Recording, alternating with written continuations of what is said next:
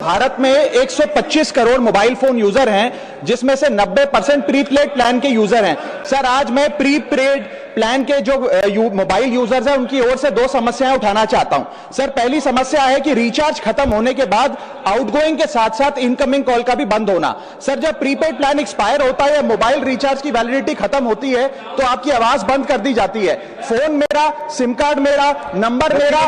तो sir, recharge खत्म होने के बाद आउटगोइंग कॉल बंद होना समझ आता है, लेकिन इनकमिंग कॉल बंद होना सरासर मनमानी है।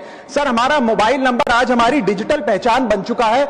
एसेंशियल कम्युनिकेशन जैसे कि UPI payment, banking, OTP, train ticket OTP, PAN Aadhaar authentication, interview का कॉल, हॉस्पिटल का कॉल, मां बाप का गांव से कॉल, तमाम चीजें इनकमिंग कॉल और इनकमिंग एसएमएस से आती है और वो इसलिए बंद कर दिया जाता है कि इंसान एक रिचार्ज कराना भूल गया।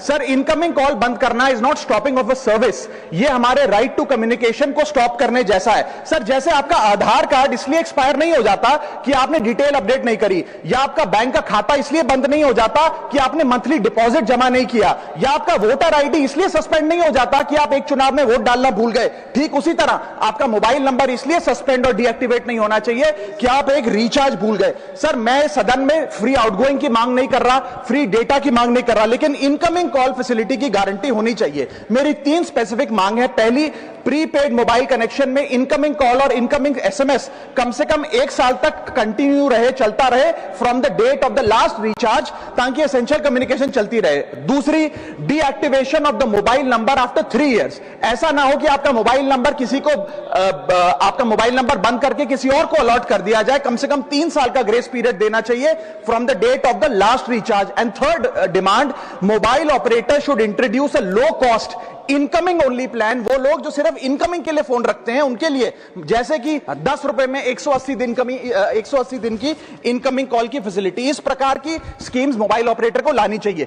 दूसरी समस्या जो प्रीपेड कस्टमर्स फेस करते हैं वो है टेलीकॉम ऑपरेटर का 28 दिन का मंथली रिचार्ज। साल में सर महीने 12 होते हैं, लेकिन 28 दिन की रिचार्ज के माध्यम से 13 टाइम्स रिचार्ज कराना पड़ता है। कैसे सर? 28 दिन into 13 times is equal to 364 days. ये एक बड़ी क्लेवर स्ट्रैटेजी है, जिसके चलते आपको फीलिंग 30 दिन की देते हैं, लेकिन आपसे डीलिंग 28 दिन की करते हैं। सर, दुनिया में हर जगह बिलिंग साइकिल कैलेंडर मंथ के हिसाब से होती है, 30 या 31 दिन। आपको मंथली सैलरी, लैंडलॉर्ड का रेंट, बैंक की ईएमआई, बिजली पानी गैस का बिल, तमाम चीजें 30 या 31 दिन के महीने के हिसाब से होती हैं। लेकिन ये मोबाइल ऑपरेटर, टेलीकॉम ऑपरेटर 28 दिन के महीने के हिसाब से आपको रिचार्ज प्लान बेचते हैं, ताकि साल में एक अतिरिक्त रिचार्ज आपको मिल जाए। मैं उम्मीद करता हूं कि इसे भी समाप्त किया जाएगा।